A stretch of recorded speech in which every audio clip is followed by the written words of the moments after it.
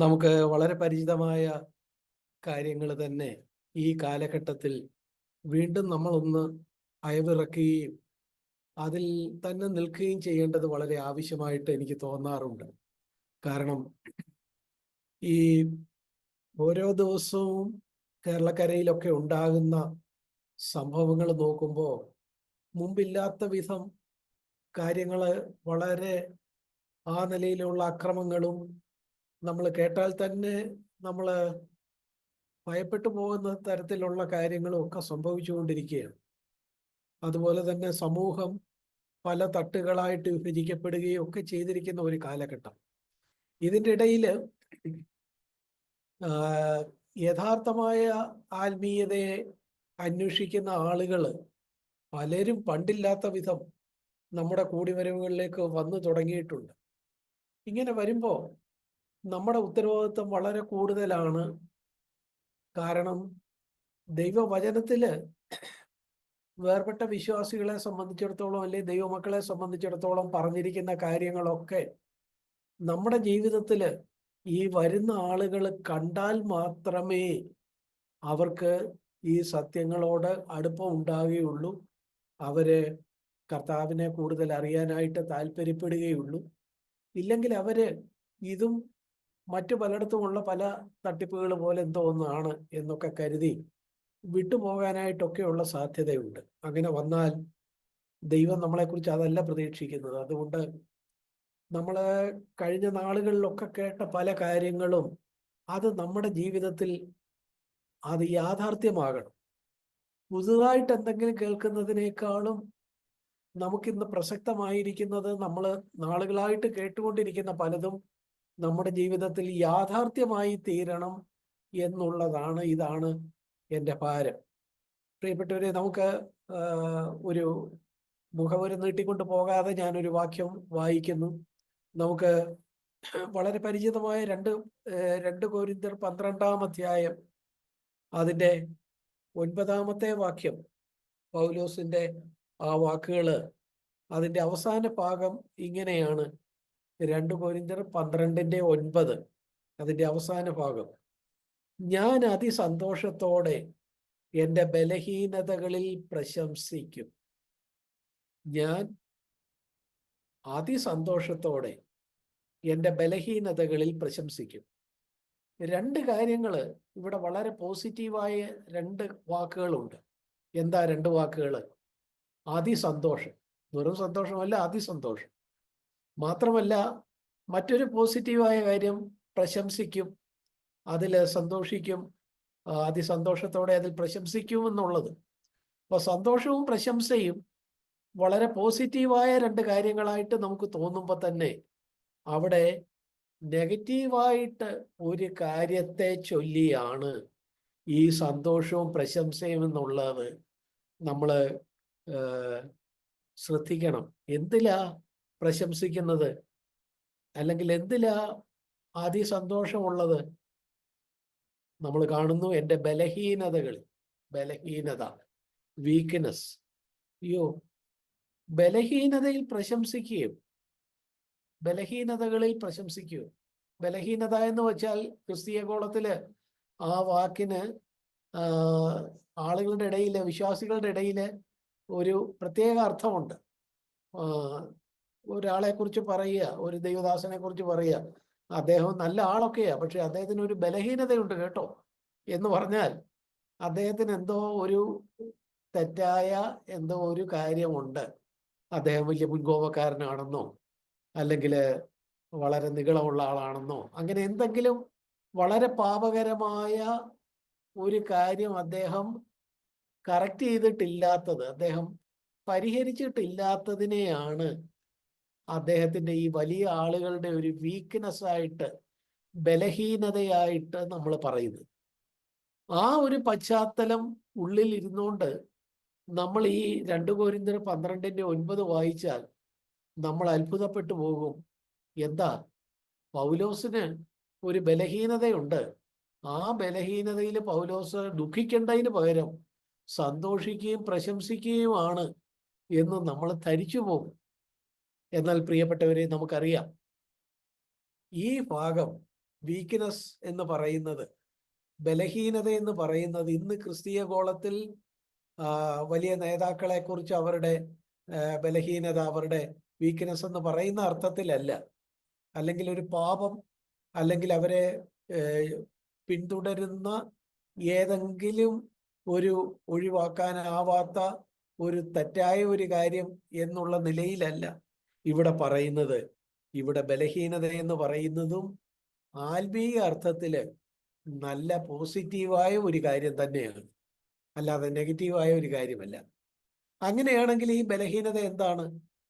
ഈ ബലഹീനത എന്ന് പറയുന്നത്, പൗലോസ് പറയുന്നത്, എനിക്കൊരു എൻ്റെ വ്യക്തിത്വത്തിൽ അല്ലെങ്കിൽ എൻ്റെ മനുഷ്യത്വത്തിൽ ഞാൻ ഒത്തിരി ഒരു സ്വയബലം ഇല്ലാത്തവനാണ്.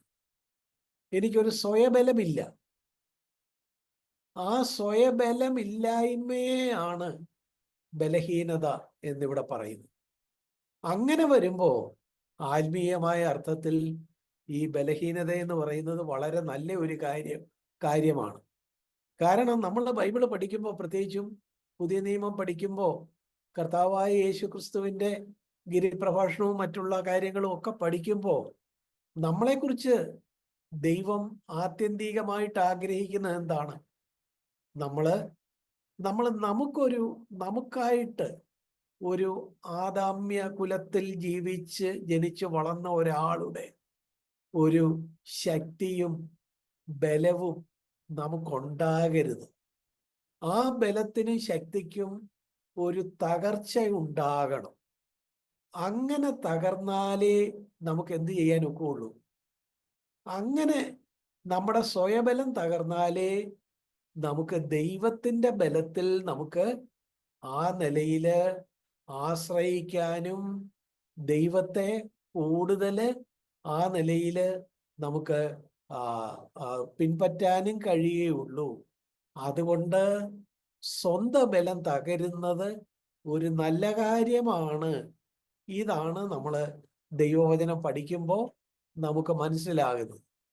എന്ന് പറഞ്ഞാൽ ഒരു ഒരു ഒരു ഒരു ചെടി ഒരു വൃക്ഷത്തിൽ ചുറ്റിപ്പടരണമെന്നുണ്ടെങ്കിൽ ആ ചെടി സ്വയമായിട്ട് വളരെ ശക്തിയുള്ള വളരെ ബലമുള്ള കമ്പുകളും ഒക്കെ ആണെങ്കിൽ ആ ചെടിക്ക് എന്ത് ചെയ്യാൻ പറ്റുകയില്ല. അടുത്ത് നിൽക്കുന്ന വലിയ മരത്തിൽ ചുറ്റിപ്പടരാനായിട്ടൊക്കെയില്ല. അതേസമയം ആ ചെടി അതിൻ്റെ ബലം തകർന്ന് അതൊരു വള്ളി പോലായെങ്കിൽ, വള്ളി നമുക്കറിയാമല്ലോ, വള്ളിക്ക് സ്വയം നേരെ നിൽക്കാൻ ഒക്കുകയില്ല. നിന്നാൽ ഉടനെ അത് താഴെ വീണു പോകും. അങ്ങനെ ആ ചെടിയുടെ ബലം തകർന്ന് അതൊരു വള്ളിയായി മാറിയാൽ ആ വള്ളിക്ക് എന്തോ ചെയ്യാൻ ഒക്കും? ഈ മരത്തേല് ചുറ്റിപ്പടരാനായിട്ടൊക്കും. ആ മരത്തേൽ ആശ്രയിച്ച് ആ മരത്തെ ചുറ്റിപ്പടർന്ന് ആ മരത്തോട് ചേർന്ന് ആ മരത്തിന്റെ ഭാഗമായിട്ട് തന്നെ നിൽക്കാൻ ഈ ചെടിക്ക് കഴിയും. എപ്പോ കഴിയും? അതൊരു വള്ളിയായി മാറുക. വള്ളിയായി മാറുക എന്ന് പറയുമ്പോൾ എന്താ സംഭവിക്കുന്നത്? അതിൽ തന്നെ അതിൻ്റെ കമ്പുകൾക്ക് ഒരു ബലമില്ല. അതൊരു വള്ളി പോലെയാണ്. കാറ്റടിച്ചാൽ അങ്ങോട്ട് പോകും, ഇങ്ങോട്ട് പോകും. അപ്പോൾ അതിന് നേരെ നിൽക്കാൻ വേണ്ടി അത് അടുത്തുള്ള ആ വൃക്ഷത്തില് ചുറ്റിപ്പടരും. നമുക്കും ഇതുപോലെ നമ്മുടെ ഒരു സ്വന്തം ബലം ഇല്ലാതായാൽ, നമ്മളൊരു വള്ളി പോലെ ബലഹീനമായാൽ, നമുക്ക് നമ്മുടേതായ ഒത്തിരി അഭിപ്രായങ്ങളും നമ്മുടേതായ ഒത്തിരി ചിന്തകളും നമ്മുടേതായ ഒത്തിരി കാഴ്ചപ്പാടുകളും ഞാൻ ഞാൻ ഞാൻ എന്ന മനോഭാവവും ഇല്ലാതായാൽ മാത്രമേ നമുക്ക് ദൈവത്തിൽ ചുറ്റിപ്പടരാനായിട്ട് കഴിയുള്ളൂ, ദൈവത്തിൽ ആശ്രയിപ്പാനായിട്ട് കഴിയുള്ളൂ. അതുകൊണ്ട് ദൈവം നമ്മെക്കുറിച്ച് ആഗ്രഹിക്കുന്നത് എന്താ? നമ്മൾ ബലഹീനരാകണം. ആ ബലഹീനത എന്ന് പറയുന്നത് ഒരു പാപം സംബന്ധിച്ച് നമുക്കൊരു ഒരു വീക്ക്നെസ് അല്ല, മറിച്ച് എന്താ? നമ്മുടെ സ്വയബലം തകരുന്നതിനെയാണ് കാണിക്കുന്നത്. അതുകൊണ്ട് പൗലോസ് ഇവിടെ പറയുമ്പോൾ ഞാൻ എൻ്റെ ബലഹീനതയിൽ അതിസന്തോഷത്തോടെ പ്രശംസിക്കുമെന്ന് പറയുന്നത് ഒരു വൈരുദ്ധ്യമല്ല, ഒരു കോൺട്രാസ്റ്റ് അല്ല. അത് വളരെ ശരിയായ ഒരു കാര്യമാണ്. എന്താ? പൗലോസ് വളരെ വളരെ മിടുക്കനായ ആളായിരുന്നു. ആ കാലഘട്ടത്തിൽ യേശുവിൻ്റെ ശിഷ്യന്മാരൊക്കെ വലിയ വിദ്യാസമ്പന്നരൊന്നും അല്ലായിരുന്നു. മീൻപിടുത്തക്കാരും സാധാരണ മനുഷ്യരും സമൂഹത്തിൽ താഴേക്കിടയിലൊക്കെ ഉള്ള ആളുകളും ഒക്കെ ആയിരുന്നു. അവരുടെ ഇടയിലേക്കാണ് വിദ്യാസമ്പന്നനും കഴിവുള്ളവനും ഒക്കെയായ പൗലോസൂടെ കടന്നു ചെല്ലുന്നത്.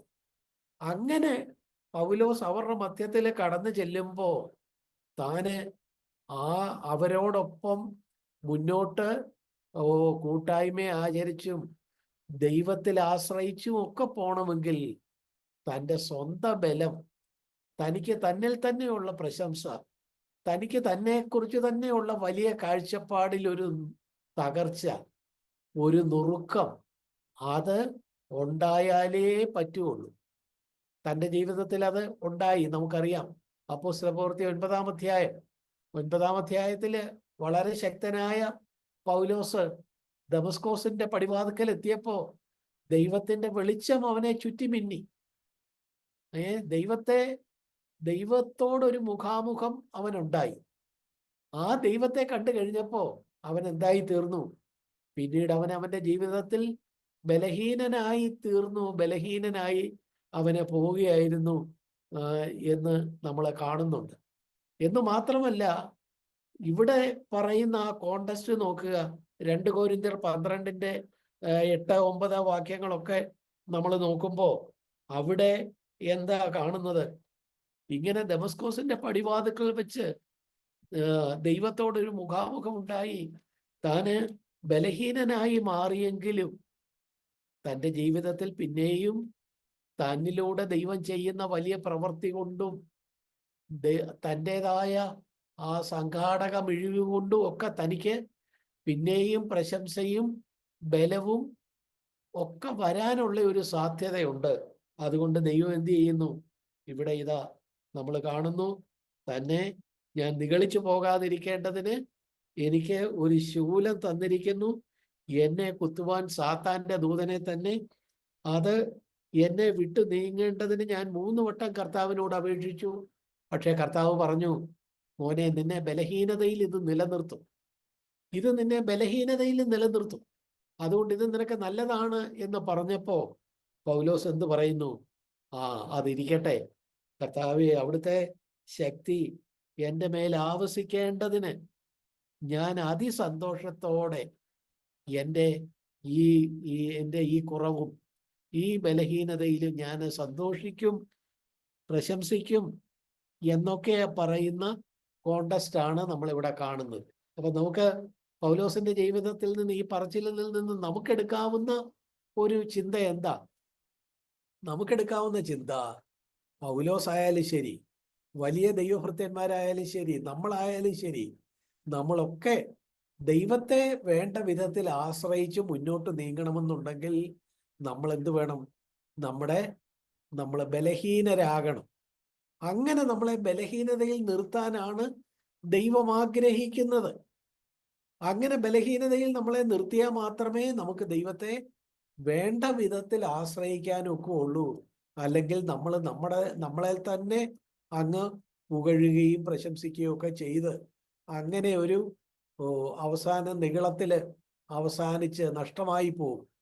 അത് നമുക്ക് സംഭവിക്കരുത് എന്ന് ദൈവം ആഗ്രഹിക്കുന്നത് കൊണ്ടാണ് നമ്മളെ നുറുക്കത്തിലും ആ നിലയില് ഈ ബലഹീനതയിലും ശക്തിയില്ലായ്മയിലും തകർച്ചയിലും നിർത്താൻ ദൈവം ആഗ്രഹിക്കുന്നത്.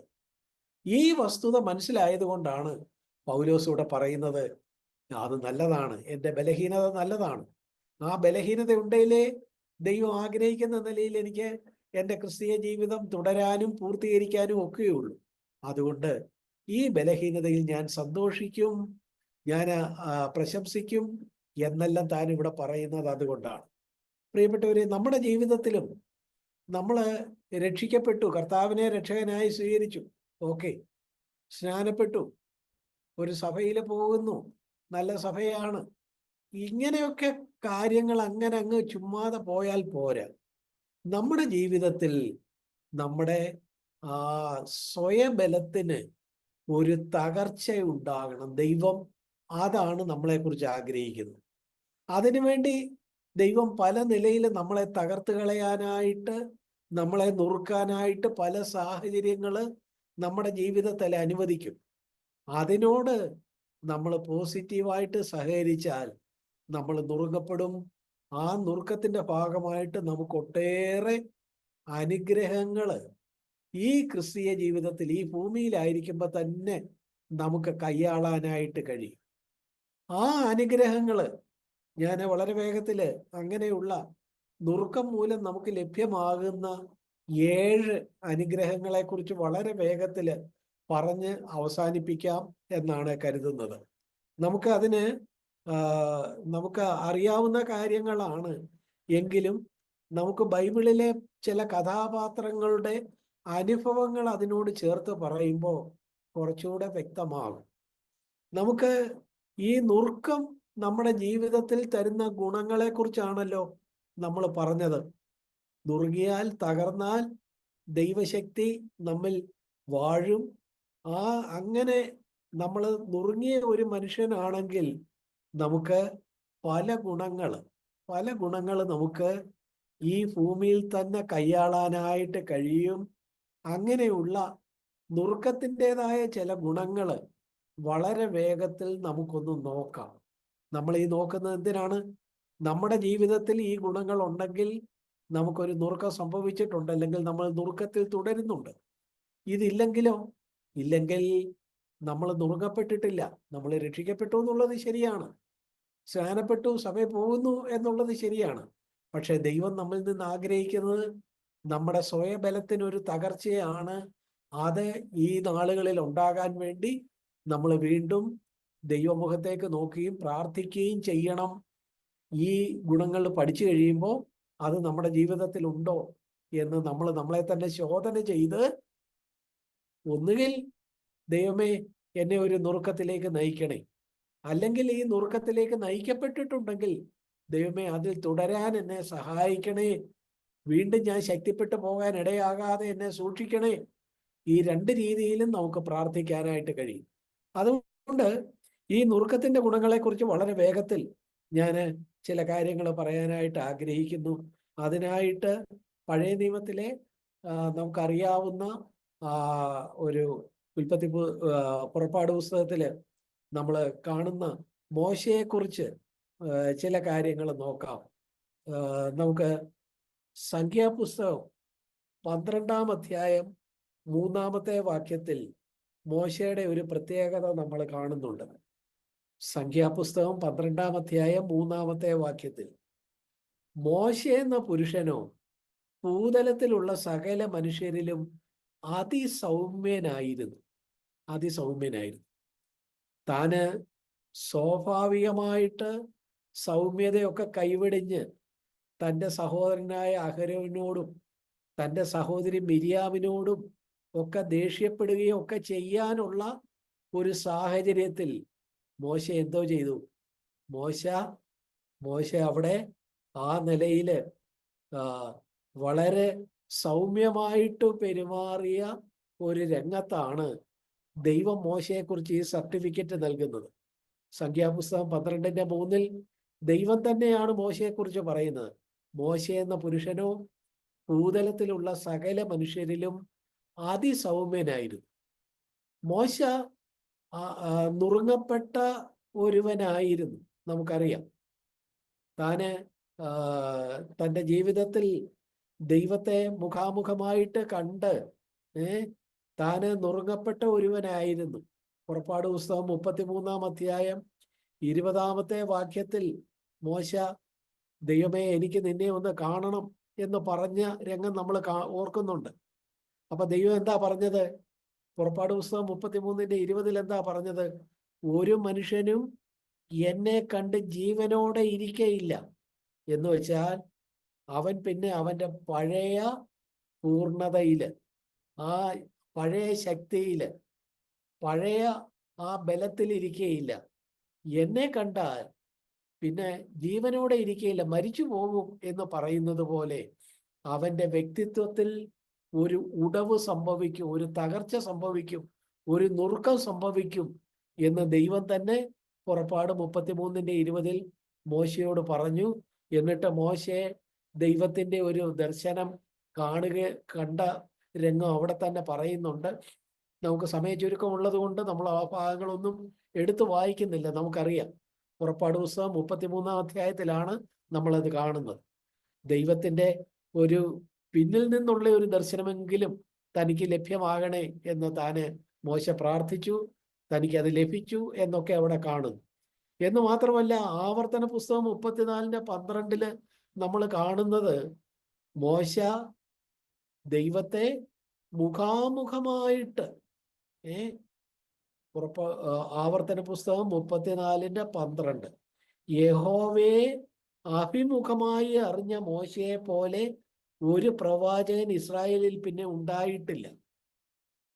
നമ്മളത് ഇംഗ്ലീഷില് 34:10 വാക്യമാണ്. അവിടെ എന്താ കാണുന്നത്?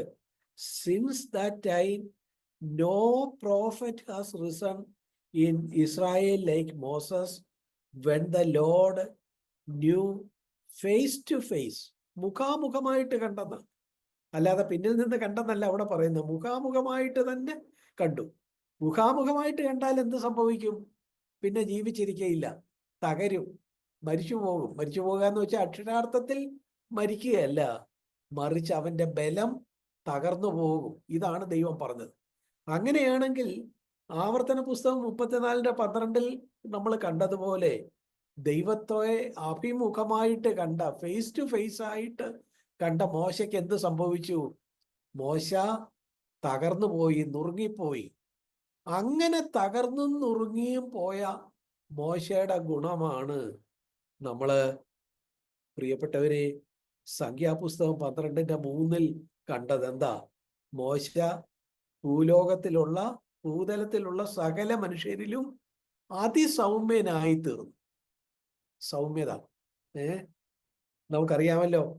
കർത്താവ് ഗിരിപ്രഭാഷണത്തിൽ പറഞ്ഞത് താഴ്മയും സൗമ്യതയും കുറിച്ച് പറഞ്ഞു. അങ്ങനെ സൗമ്യത വളരെ വിലപ്പെട്ട ഒരു ഗുണമായിട്ട് കർത്താവ് തന്നെ ആ നിലയിൽ ഗിരിപ്രഭാഷണത്തില് തുടക്കത്തിൽ തന്നെ പറഞ്ഞ ഒരു കാര്യമാണ് താഴ്മയും സൗമ്യതയും. ഇവിടെ പഴയ നിയമഭക്തനാണെങ്കിലും മോശയ്ക്ക് എന്ത് സംഭവിച്ചു? താൻ നുറുങ്ങിയത് കൊണ്ട് അതീവ സൗമ്യനായി താൻ തീർന്നു എന്നാണ് നമ്മൾ അവിടെ കാണുന്നത്. അതീവ സൗമ്യനായി തീർന്നു എന്ന് പറയുമ്പോൾ നമ്മൾ പല രംഗങ്ങൾ മോശയുടെ ജീവിതത്തിൽ നിന്ന് തൻ്റെ സൗമ്യതയ്ക്ക് ഉദാഹരണമായിട്ട് നമുക്ക് കണ്ടെത്താൻ കഴിയും. ഒരൊറ്റ സംഭവം മാത്രം നോക്കുക.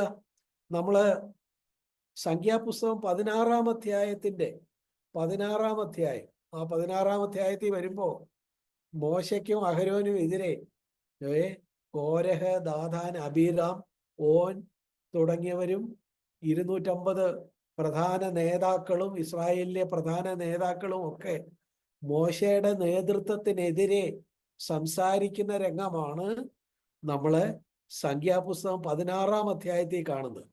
സംഖ്യാപുസ്തകം 16-ാം അധ്യായം. അപ്പൊ അവിടെ ഈ കോരഹും, ദാഥാനും, അബീരാമും, ഓനും 250 ഇസ്രായേൽ പ്രഭുക്കന്മാരും ഒക്കെ മോശയോട് തട്ടിക്കേറുകയും നീ മാത്രം ഇങ്ങനെ നേതാവായിരുന്നാ മതിയോ എന്നൊക്കെ ചോദിച്ച് മോശയുടെയും അഹരോന്റെയും നേതൃത്വത്തിനെതിരെ അവര് ഒരു റിബലുകളായി മാറിയപ്പോ സാധാരണ ആരാണേലും എന്ത് ചെയ്യും? തൻ്റെ പാളയത്തിൽ തന്നെ ഉള്ള ഈ പടയെ അടിച്ചമർത്തും, അല്ലേ? തൻ്റെ കൂടെ നിൽക്കുന്ന ആളുകൾ, തൻ്റെ ജൂനിയേഴ്സായിട്ടുള്ള ആളുകൾ, തന്നേക്കാൾ കുറഞ്ഞ ആളുകൾ തൻ്റെ നേതൃത്വത്തിനെതിരെ ശബ്ദം ഉയർത്തുകയോ അയ്യോ ഇത് അനുവദിക്കാൻ പാടില്ല എന്ന് പറഞ്ഞ് ആരാണെങ്കിലും അതിനെ അടിച്ചമർത്തും. മോശയ്ക്ക് അത് ചെയ്യാമായിരുന്നു. കാര്യം കൂടുതൽ പേര് മോശയോടൊപ്പമാണ്. മോശ പറയാ കോരഹ്, ദാഥാൻ, അബീറാം ഇവരെ ഉടനെ കൈയോടെ വിലങ്ങ് വെച്ച് അങ്ങനെ ചെയ്യ് ഇങ്ങനെ ചെയ്യെന്ന് പറഞ്ഞിരുന്നെങ്കിൽ അത് ചെയ്യാൻ, തന്നെ അനുസരിക്കാൻ ധാരാളം ആളുകളുണ്ടായിരുന്നു. പക്ഷെ മോശ അവിടെ ആ മത്സരത്തിനെതിരെ അങ്ങനെ ശക്തമായിട്ട് പ്രതികരിക്കുന്നില്ല. മറിച്ച് താൻ എന്ത് ചെയ്തു? തൻ്റെ നേതൃത്വത്തിനെതിരെ ഈ നിലയില് പാളയത്തിൽ തന്നെ ഒരു പടയുണ്ടായപ്പോൾ, തൻ്റെ ക്യാമ്പിൽ തന്നെ തനിക്കെതിരെ ഇങ്ങനെ ഒരു മത്സരം ഉണ്ടായപ്പോ ഈ അതിസൗമ്യനായ മോശ എന്ത് ചെയ്തെന്നാ നമ്മൾ വായിക്കുന്നത്. അതിൻ്റെ 16-ന്റെ സംഖ്യാപുസ്തകം 16-ന്റെ 4-ാം വാക്യം നോക്കുക.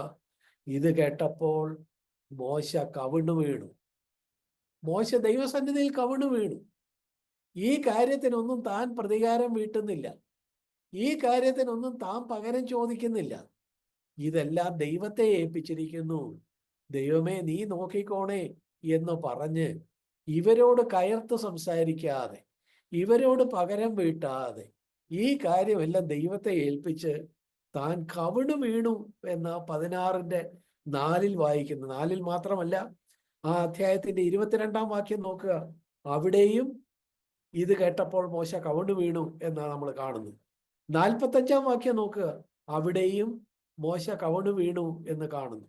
അപ്പൊ നോക്കുക, ഒരേ അധ്യായത്തിൽ തന്നെ സംഖ്യാപുസ്തകം 16:4, 22, 45 മൂന്ന് വട്ടം മോശ കവിണ് വീണു.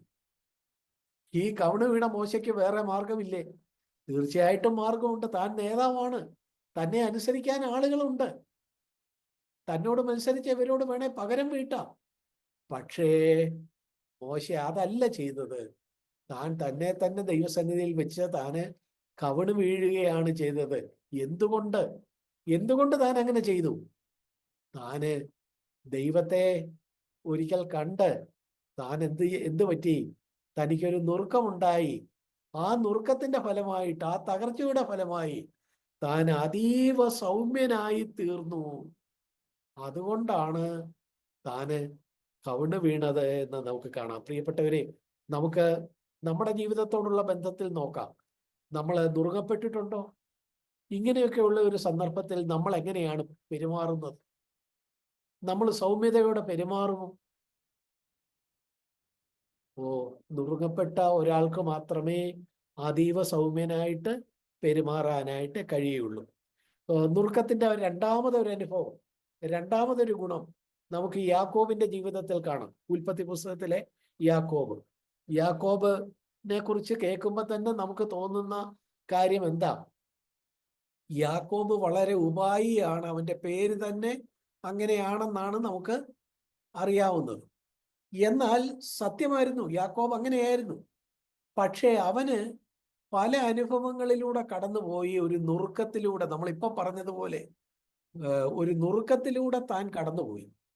ആ നുറുക്കത്തിലൂടെ കടന്നുപോയപ്പോ യാക്കോബ് ലാബാന്റെ ഭവനത്തിൽ നിന്ന് തിരിച്ച് മടങ്ങി വരുന്ന സന്ദർഭത്തിൽ താന് യാബോക്ക് കടവിൽ വെച്ച് താന് എന്താ അവിടെ തന്നോട് ഓരോ കാര്യങ്ങൾ വരുമ്പോ അവിടെ ദൈവത്തോട് മല്ല് പിടിക്കുന്ന ഒരുവനായിട്ട് യാക്കോബിനെ നമ്മൾ കാണുന്നുണ്ട്. അവിടെ അവന് സൂത്രങ്ങളില്ല, അല്ലെങ്കിൽ പഴയ ഉപായങ്ങളില്ല, തട്ടിപ്പുകളില്ല. താൻ എന്തോ ചെയ്യുന്നു?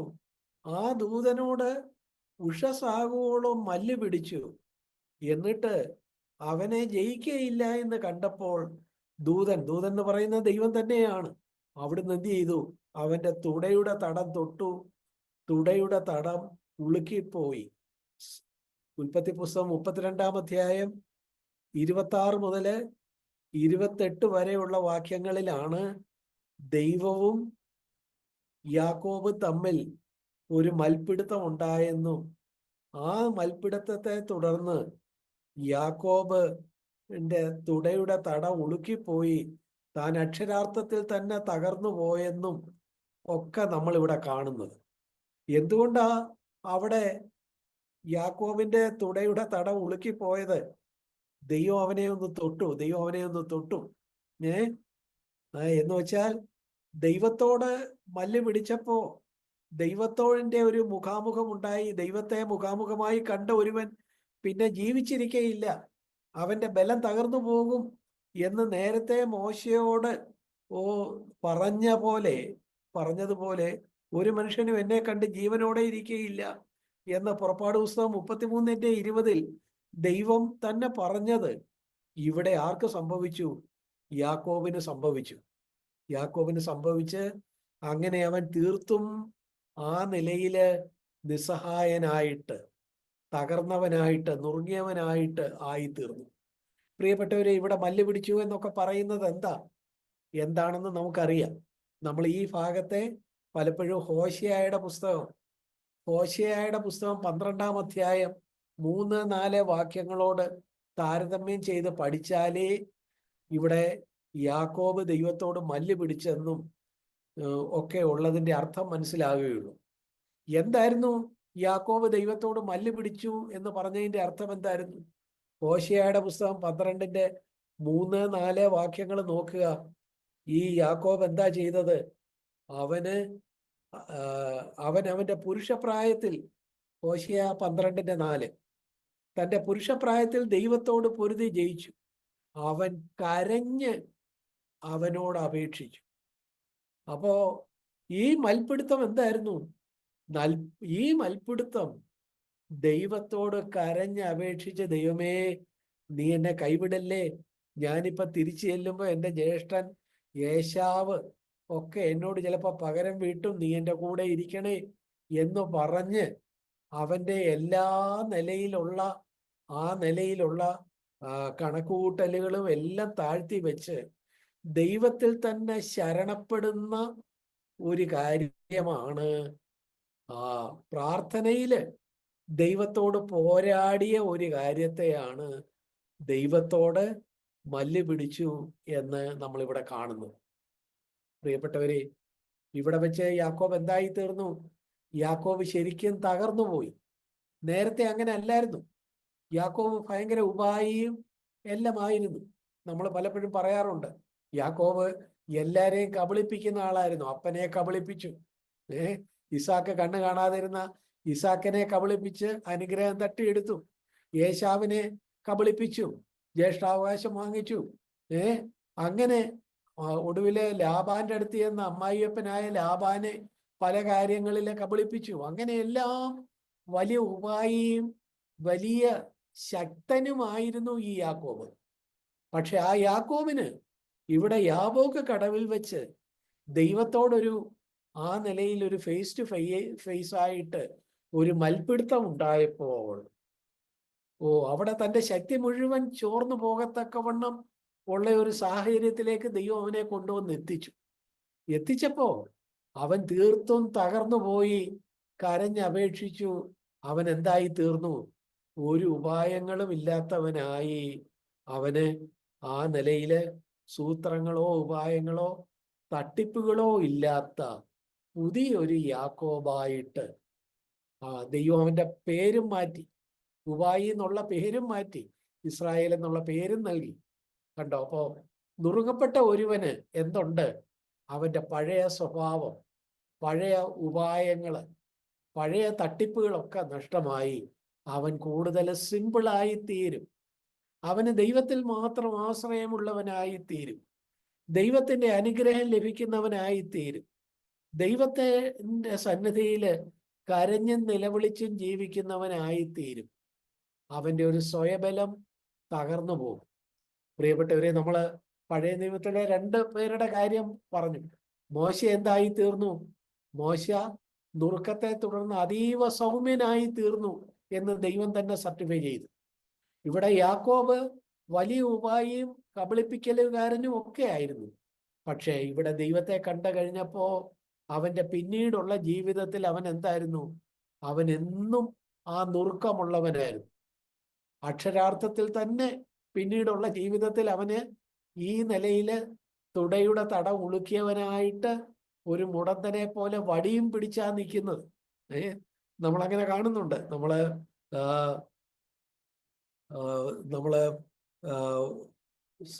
ഉൽപ്പത്തി പുസ്തകം 47-ാം അധ്യായം 31-ാമത്തെ വാക്യത്തില് ജോസഫിനോട് ജീവിതത്തിന്റെ അവസാന കാലത്ത് സംസാരിക്കുമ്പോൾ അവൻ കട്ടിലിന്റെ തലയ്ക്കൽ ചാരിക്കൊണ്ടാ സംസാരിക്കുന്നത് യാക്കോബ്. എബ്രായർക്ക് എഴുതിയ ലേഖനം 11-21 നമ്മൾ കാണുന്നിടത്ത് അവിടെ എബ്രായ ലേഖനകാരൻ പറയുന്നത് എങ്ങനെയാ യാക്കോബ് ഒടുവില് മക്കളെയൊക്കെ അനുഗ്രഹിച്ചത്? വടിമേൽ ചാരിക്കൊണ്ട്. എന്ന് വെച്ചാൽ അവന്റെ ആ നുറുക്കം, ആ തകർച്ച, ആ ഉളുക്ക് ജീവിതത്തിൽ പിന്നീട് ഒന്നും ഉണ്ടായിരുന്നു. അവൻ പിന്നീട് ഒരിക്കലും ഉപായിയോ കബളിപ്പിക്കലുകാരനോ ആയി തീർന്നില്ല. മറിച്ച് ദൈവത്തിന്റെ പ്രഭുവായിട്ട്, ഇസ്രായേലായിട്ട് മാറി തീർന്നു. കണ്ടോ നുറുക്കം ഒരാളിൽ വരുത്തുന്ന മാറ്റം? നമുക്ക് നുറുങ്ങിയ മറ്റൊരാളെ കുറിച്ച് നോക്കാം. ദാവീദിനെ കുറിച്ചാണ് നമ്മൾ പറയാനായിട്ട് ആഗ്രഹിക്കുന്നത്. ആ ദാവീദ് ദൈവസന്നിധിയിൽ നുറുങ്ങിയ ഒരാളായിരുന്നു. നുറുങ്ങിയവൻ അവന്റെ മറ്റൊരു മൂന്നാമത്തെ ഒരു പ്രത്യേകത, അവന് തന്നെ തന്നെ ന്യായീകരിക്കുന്ന ഒരു സ്വഭാവമില്ല. അവൻ എന്താണ്? അനുതാപം അവനോട് വളരെ അടുത്താണ്, വളരെ അടുത്താണ്. ഇതാണ് ദാവീദിന്റെ അനുഭവം നമ്മളോട് പറയുന്നത്. ദാവീദിന്റെ അനുഭവം നമുക്കറിയാം. 2 സങ്കീർത്തനങ്ങളില് ദാവീദ് തകർച്ചയെക്കുറിച്ച് പറഞ്ഞിട്ടുള്ള 2 സങ്കീർത്തനങ്ങൾ നമുക്ക് എല്ലാവർക്കും വളരെ ഓർമ്മയുള്ള സങ്കീർത്തനങ്ങളാണ്. എന്താ അവിടെ ദാവീദ് 51 സങ്കീർത്തനത്തില് പറയുന്നുണ്ട്. 51 സങ്കീർത്തനത്തിന്റെ 17 വാക്യത്തിൽ ദൈവത്തിന്റെ ഹനനയാഗങ്ങൾ, തകർന്നിരിക്കുന്ന മനസ്സ്, തകർന്നു നുറുങ്ങിയിരിക്കുന്ന ഹൃദയത്തെ ദൈവമേ നീ നിരസിക്കുകയില്ല. അതുപോലെ 34 സങ്കീർത്തനത്തിലും അതിന്റെ 18 വാക്യത്തിലും ഹൃദയം നുറുങ്ങിയവർക്ക് യഹോവ സമീപസ്ഥൻ. ദാവീദ് തന്റെ ജീവിതത്തിൽ താന് ദൈവസന്നിധിയിൽ തകർന്ന നുറുങ്ങിയ ഒരുവനായിരുന്നു. അതുകൊണ്ട് നമ്മൾ എന്താ കാണുന്നത്? 51 സങ്കീർത്തനത്തിൽ എന്താ കാണുന്നത്? അവനൊരു തെറ്റ് സംഭവിച്ചു. എന്താ തെറ്റ്? ബേത്ശേബ സംഭവമാണ്. 51 സങ്കീർത്തനത്തിന്റെ തുടക്കത്തിൽ ആ കാര്യം പറയുന്നുണ്ട്. ആ ബേത്ശേബയെ താൻ ഭാര്യയായിട്ട് എടുക്കുകയും ഊരിയാവിനോട് വളരെ മോശമായിട്ടും പെരുമാറി അവന്റെ ഭാര്യയെ തട്ടിയെടുക്കുകയും ഒക്കെ ചെയ്ത ആ ദാവീദ്, പക്ഷേ നാഥാൻ പ്രവാചകൻ വന്ന് അവന്റെ കുറ്റം അവനോട് പറഞ്ഞു കഴിഞ്ഞപ്പോൾ ദാവീദ് തകർന്നുപോയി. അവൻ തന്റെ തെറ്റിനെ ന്യായീകരിക്കുകയില്ല. അതിന്റെ 51 സങ്കീർത്തനത്തിന്റെ 3-4 വാക്യങ്ങൾ കണ്ടോ? അവിടെ അവന്റെ തെറ്റുകളെ ന്യായീകരിക്കുകയല്ല, മറിച്ച് പറയുന്നു, എന്റെ ലംഘനങ്ങളെ ഞാൻ അറിയുന്നു, എന്റെ പാപം എപ്പോഴും എന്റെ മുമ്പിൽ ഇരിക്കുന്നു, നിന്നോട് തന്നെ ഞാൻ പാപം ചെയ്തു, നിനക്ക് അനിഷ്ടമായുള്ളത് ഞാൻ ചെയ്തിരിക്കുന്നു എന്നാണ് അവിടെ ദാവീദ് പറയുന്നത്. അപ്പോ നുറുങ്ങപ്പെട്ട ഒരുവന്റെ മൂന്നാമത്തെ പ്രത്യേകത എന്താ? അവനൊരു തെറ്റ് സംഭവിച്ചാൽ അവൻ തന്നെ തന്നെ ന്യായീകരിക്കുകയില്ല. ആ തെറ്റിനെ കുറിച്ച് ബോധ്യം വന്നാൽ അത് സമ്മതിക്കും. അവനെ സംബന്ധിച്ചിടത്തോളം അനുതാപം അവനോട് വളരെ അടുത്താണ്. പ്രിയപ്പെട്ടവരെ, നമ്മൾ നുറുങ്ങിയിട്ടുണ്ടോ എന്ന് ഈ ഒരു വ്യവസ്ഥ വെച്ച് നമുക്ക് നമ്മളെ തന്നെ ഒന്ന് പരിശോധിക്കാം. നമ്മുടെ ജീവിതത്തിൽ ഒരു തെറ്റ് സംഭവിച്ചു. നമ്മുടെ ഒരു സഹോദരൻ നമ്മളെ അത് ചൂണ്ടിക്കാണിച്ചു. നാഥാൻ പ്രവാചകൻ വന്ന് രാജാവാണ് ദാവീദ്. പ്രവാചകൻ വന്ന് ആ കാര്യം ചൂണ്ടിക്കാണിച്ചപ്പോൾ വേണമെങ്കിൽ രാജാവിന് ഈ പ്രവാചകനെ കൊല്ലുകയോ ജയിലിലാക്കുകയോ ഒക്കെ ചെയ്യാം. പക്ഷേ തന്നേക്കാൾ ചെറിയ ഒരാള് വന്ന് തൻ്റെ കുറ്റം ചൂണ്ടിക്കാണിച്ചപ്പോൾ ദാവീദ് രാജാവ് അതിനു മുമ്പാകെ തകർന്നു. എൻ്റെ ലംഘനങ്ങളെ ഞാൻ അറിയുന്നു, ദൈവമേ നിന്നോട് തന്നെ ഞാൻ പാപം ചെയ്തു എന്നൊക്കെയാണ് താന് ഏറ്റുപറയുന്നത്. അപ്പോ നോക്കുക, അത് നുറുങ്ങപ്പെട്ട ഒരാളിന്റെ പ്രത്യേകതയാണ്. തകർന്നു നുറുങ്ങിയിരിക്കുന്ന ഒരു ഹൃദയമുള്ളവനാണ്. അതുകൊണ്ട് ദാവീദ് ആ നിലയിൽ പെരുമാറി. നമ്മുടെ ജീവിതത്തിൽ അനുതാപം നമുക്ക് വളരെ അടുത്താണോ? നമ്മളെക്കാൾ ചെറിയ ഒരാള് നമ്മുടെ കുറ്റം ചൂണ്ടിക്കാണിച്ചു തന്നാൽ അത് ശരിയാണെങ്കിൽ അതിൻ്റെ മുമ്പാകെ മാനസാന്തരപ്പെടാൻ നമുക്ക് താല്പര്യമുണ്ടോ? നമ്മുടെ കുറ്റങ്ങൾ ഒരാൾ പറയുമ്പോൾ ഒരു സ്വയന്യായീകരണം ഇല്ലാതെ അത് ശരിയാണെങ്കിൽ ഏറ്റെടുക്കാൻ നമുക്ക് കഴിയുന്നുണ്ടോ? നുറുങ്ങപ്പെട്ട ഒരാളിന്റെ പ്രത്യേകത ഈ കാര്യങ്ങളാണ്. അപ്പൊ നോക്കുക, നമ്മൾ പറഞ്ഞത് 3 കാര്യങ്ങൾ നമ്മൾ പറഞ്ഞു. ഒന്ന്, മോശയുടെ കാര്യം വെച്ചിട്ട് നമ്മൾ എന്ത് പറഞ്ഞു? അതിസൗമ്യനായിരുന്നു. നുറുങ്ങപ്പെട്ട ഒരുവൻ അതിസൗമ്യനായിരിക്കും. യാക്കോബിന്റെ കാര്യങ്ങൾ നമ്മൾ പറഞ്ഞു. അവന് ഒരു കാലത്ത് ഉപായിയും സൂത്രക്കാരനുമായിരുന്നെങ്കിൽ പിന്നീട് ജീവിതത്തിൽ വളരെ സത്യസന്ധനും ദൈവത്തോട് അടുത്ത് നിൽക്കുന്നവനുമായി യാക്കോബ് മാറി. ദാവീദിനെ കുറിച്ച് നമ്മൾ പറഞ്ഞു. ദാവീദ് നുറുങ്ങപ്പെട്ടവനായതുകൊണ്ട് അവന്റെ കുറ്റം ഒരാൾ ചൂണ്ടിക്കാണിക്കുമ്പോൾ ഒരു സ്വയന്യായീകരണം ഇല്ലാതെ അത് സമ്മതിക്കുകയും അനുതാപം തൻ്റെ ജീവിതത്തിൽ തൻ്റെ ഹൃദയത്തോട് വളരെ അടുത്ത് ചേർത്ത് വെക്കുകയും ചെയ്യുന്നവനായിരുന്നു. ഈ 3 കാര്യങ്ങൾ നമ്മുടെ ജീവിതത്തിൽ എങ്ങനെയുണ്ട്? നാലാമത്തെ നുറുങ്ങപ്പെട്ട ഒരാളുടെ കാര്യം നമുക്ക് നോക്കാം. ഇവിടെ തന്നെ ഇപ്പം നമ്മൾ പറഞ്ഞ കാര്യത്തോട് ചേർത്ത് തന്നെ നമുക്ക് ചിന്തിക്കാനായിട്ട് കഴിയും. ദാവീദിന്റെ ജീവിതത്തോട് തന്നെ ചേർത്ത്. നുറുങ്ങപ്പെട്ട ഒരുവന് ലോകത്തിന്റെ മാനം, ആളുകളുടെ മാനം അവന് വിഷയമല്ല. എന്താ അങ്ങനെ പറയാൻ കാര്യം? ഇപ്പൊ നമ്മൾ പറഞ്ഞ ഈ സങ്കീർത്തനം തന്നെ നോക്കുക. 51 സങ്കീർത്തനം ഏത് രംഗത്താ താൻ എഴുതിയത്? ബേശേബയെ ആ സംഭവത്തോട് അനുബന്ധിച്ച് നാഥാൻ പ്രവാചകൻ തന്റെ തെറ്റ് ബോധ്യപ്പെടുത്തിയപ്പോ ദാവീദ് എന്തോ ചെയ്തു? ദാവീദ് അത് വെച്ച് ഒരു വലിയ പാട്ടങ്ങ് എഴുതുക ചെയ്തു. ഈ പാട്ട് എഴുതിയാൽ എന്തോ പറ്റും? ഈ സങ്കീർത്തനം എഴുതിയാൽ എന്തോ പറ്റും? ഓ, രാജകൊട്ടാരത്തിലെ കവികളും ഗായകരും ഒക്കെ ഈ പാട്ട് പാടിക്കൊണ്ട് നടക്കും. ആ പാട്ടിൽ എന്തുവാ പറയുന്നത്?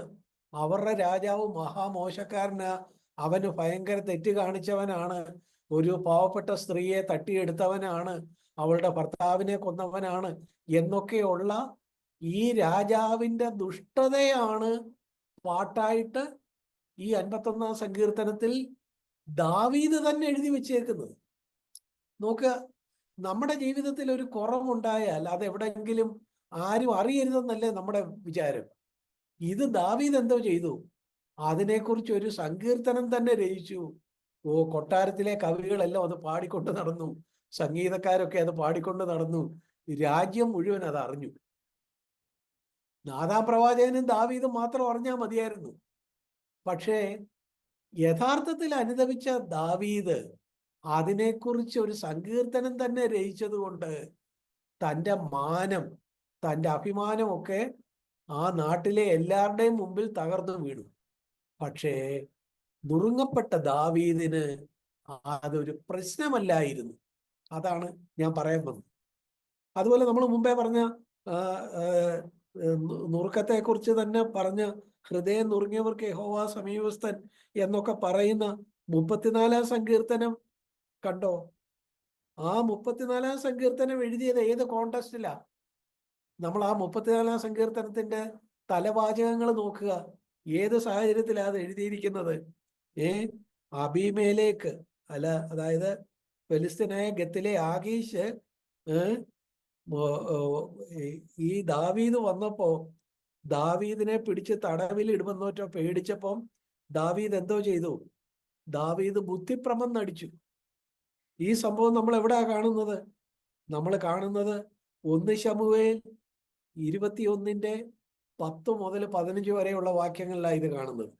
1 ശമൂവേൽ 21-10 മുതൽ 15 വരെയുള്ള വാക്യങ്ങൾ നമുക്കിപ്പോൾ വായിക്കാൻ സമയമില്ല. നിങ്ങൾ വീട്ടിൽ ചെന്ന് ആ ഭാഗം വായിച്ചു നോക്കിയാൽ നമ്മൾ ദാവീദിനെ ഓർത്ത് നമ്മൾ ചിരിച്ചു പോകും. ഈ ദാവീദ് വലിയ ആളാന്നൊക്കെ പറഞ്ഞിട്ട് ഈ നിലയിൽ ബുദ്ധിഭ്രമം നടിച്ച് രാജാവിന്റെ കയ്യിൽ നിന്ന് എങ്ങനെയും രക്ഷപ്പെടാൻ വേണ്ടി വായിൽ കൂടെ തുപ്പലും ഒലിപ്പിച്ച് അവിടുത്തെ കഥകയിലും ഒക്കെ എഴുതുന്നതായിട്ടൊക്കെ ഭാവിച്ച് ചുരുക്കത്തിൽ അബീമേലേക്ക് നോക്കിയപ്പോ, അല്ലെങ്കിൽ ആഖീഷ് നോക്കിയപ്പോ, അബീമേലേക്ക് എന്നുള്ളത് ആഖീഷിന്റെ സ്ഥാനപ്പേര് രണ്ടും ഒരാളാണ്. 1 ശമൂവേൽ 21-10 മുതൽ 15 വരെയുള്ള വാക്യങ്ങൾ. 34 സങ്കീർത്തനത്തിന്റെ ആ തുടക്കത്തില് ആ സങ്കീർത്തനം എഴുതാൻ ഉണ്ടായ സാഹചര്യം രേഖപ്പെടുത്തിയിരിക്കുന്നത് ഈ 1 ശമൂവേൽ 21-10-15 താരതമ്യപ്പെടുത്തി വായിക്കുക. അപ്പൊ നമുക്ക് കാര്യങ്ങൾ വ്യക്തമാകും. ആഖീഷ് അല്ലെങ്കിൽ അബീമേലേക്ക്, ഈ ആഖീഷ് അബീമേലേക്ക് തന്നെ പിടിച്ച് തടവിലാക്കുകയോ വല്ലതും ചെയ്തേക്കും എന്ന് ദാവീദ് പേടിച്ചപ്പം ദാവീദ് ബുദ്ധിഭ്രമം നടിച്ചു, ഒരു ഭ്രാന്തനെ പോലെ പെരുമാറി. അത് കേട്ടാല്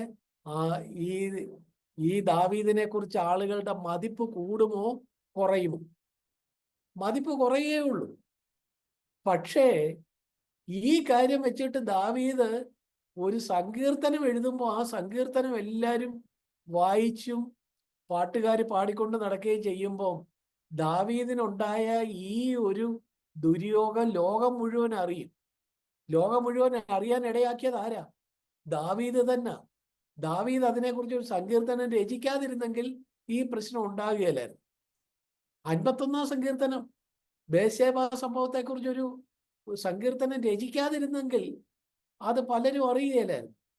ഈ ഗത്തിലെ രാജാവായ ആകീശിന്റെ മുമ്പാകെ ബുദ്ധിഭ്രമം നടിച്ച സംഭവം ഈ സങ്കീർത്തനം 34 സങ്കീർത്തനം എഴുതിയില്ലായിരുന്നെങ്കിൽ ആരും അറിയുകയില്ലായിരുന്നു. പക്ഷെ എന്നിട്ടും എന്തിനാണ് ദാവീദ് 51 സങ്കീർത്തനവും 34 സങ്കീർത്തനവും എഴുതിയത്? വാക്കും ഭാഷണവും കൂടാതെ ആ സങ്കീർത്തനങ്ങളുടെ എഴുത്ത് നമ്മളോടൊരു കാര്യം പറയുന്നു. എന്താ പറയുന്നത്? ദാവീദിന് ആളുകളുടെ മാന്യതയൊന്നും തനിക്കൊരു പ്രശ്നമല്ലായിരുന്നു. ലോകമാനം താൻ നോക്കുന്ന ആളല്ലായിരുന്നു. ആളുകൾ എന്നെ ബഹുമാനിക്കണമെന്ന് തനിക്ക് ആഗ്രഹമില്ലായിരുന്നു. സത്യത്തിന്റെ പക്ഷത്ത് നിൽക്കണമെന്നല്ലാതെ അനുതാപം വന്നപ്പോൾ അതിനെക്കുറിച്ചൊരു സങ്കീർത്തനം എഴുതി.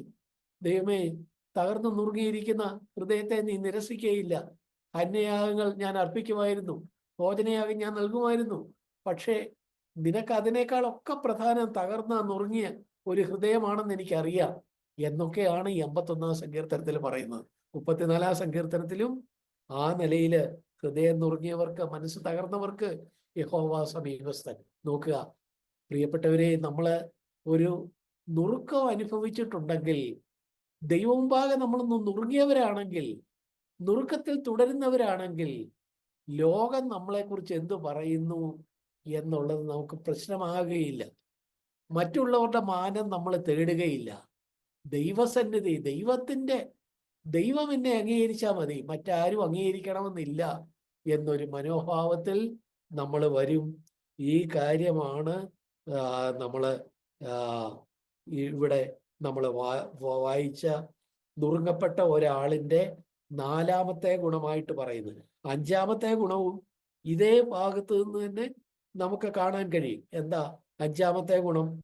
നമ്മൾ 34 ഇപ്പൊ പറഞ്ഞ 34 സങ്കീർത്തനത്തിന്റെ 18ാമത്തെ വാക്യം നോക്കുക. അവിടെ എന്താ പറയുന്നത്? ഹൃദയം നുറുങ്ങിയവർക്ക് യഹോവ സമീപസ്ഥൻ. അപ്പോ അതിന്റെ അർത്ഥം എന്താ? നമ്മള് യഥാർത്ഥത്തിൽ നുറുങ്ങപ്പെട്ടാൽ ദൈവത്തിന്റെ സാന്നിധ്യത്തെ നമുക്ക് കൂടുതൽ അനുഭവിച്ചറിയാൻ കഴിയും. നമ്മുടെ ജീവിതത്തിൽ ദൈവസാന്നിധ്യത്തെ കൂടുതൽ അനുഭവിച്ചറിയാൻ നമ്മൾ എന്താ വേണ്ടത്? ഒരു നുറുങ്ങപ്പെട്ട ഹൃദയമാണ് വേണ്ടത്. ആ നുറുങ്ങപ്പെട്ട ഹൃദയം നമുക്ക് എങ്ങനെ കിട്ടും? നമുക്കറിയാം, എബ്രായർ 12:2 നമ്മൾ വായിക്കുന്നു, വിശ്വാസത്തിന്റെ നായകനും പൂർത്തി വരുത്തുന്നവനുമായ യേശുവിനെ നമ്മൾ നോക്കുമ്പോ എന്താ ദൈവത്തിന്റെ വിശുദ്ധിയോട് താരതമ്യപ്പെടുത്തുമ്പോൾ നമ്മൾ എത്ര കുറവുകളുള്ളവരായിട്ട് നമ്മളെ തന്നെ കണ്ട് നമുക്ക് ഒരു തകർന്ന നുറുങ്ങിയ ഒരു അനുതാപമുള്ള ഒരു ഹൃദയം മിക്കപ്പോഴും ഉണ്ടാകും. നമ്മൾ ചില കാര്യങ്ങൾ പറഞ്ഞ ശേഷം കർത്താവിനെ നോക്കുമ്പോൾ, അയ്യോ, എനിക്ക് പറഞ്ഞതൊക്കെ ശരിയാണെങ്കിലും അതിൻ്റെ പിന്നിലെ മനോഭാവം ശരിയല്ലായിരുന്നു. അല്ലെങ്കിൽ നമ്മൾ കാണിച്ച ചില കാര്യങ്ങൾ, ഇതെല്ലാം വിശ്വാസത്തിന്റെ നായകനും വിശ്വാസത്തെ പൂർത്തി വരുത്തുന്നവനുമായ കർത്താവിലേക്ക് നോക്കുമ്പോൾ നമുക്ക് ഒരു തകർച്ചയും നുറുക്കവുമാണ് ഉണ്ടാകുന്നത്. അങ്ങനെ തകർന്നും നുറുങ്ങിയും ഇരുന്നാൽ അതിൻ്റെ ഗുണമെന്താ? ഗുണം ഇപ്പൊ 34 സങ്കീർത്തനത്തിന്റെ 18ാമത്തെ വാക്യത്തിൽ നിന്ന് നമ്മൾ കണ്ടു. അങ്ങനെയാണെങ്കിൽ ദൈവം നമുക്ക് സമീപസ്ഥനായിരിക്കും. പ്രിയപ്പെട്ടവരെ, ദൈവത്തിന്റെ സാമീപ്യം നമുക്ക് കൂടുതൽ അറിയണോ? നമ്മൾ എന്ത് മതി? നമ്മളൊരു നുറുങ്ങപ്പെട്ടവനായിരുന്നാൽ മതി. നുറുങ്ങപ്പെട്ടവനായിരുന്നാൽ കൊച്ചു തെറ്റുകൾ പോലും നമുക്ക് പ്രശ്നമായി വരും.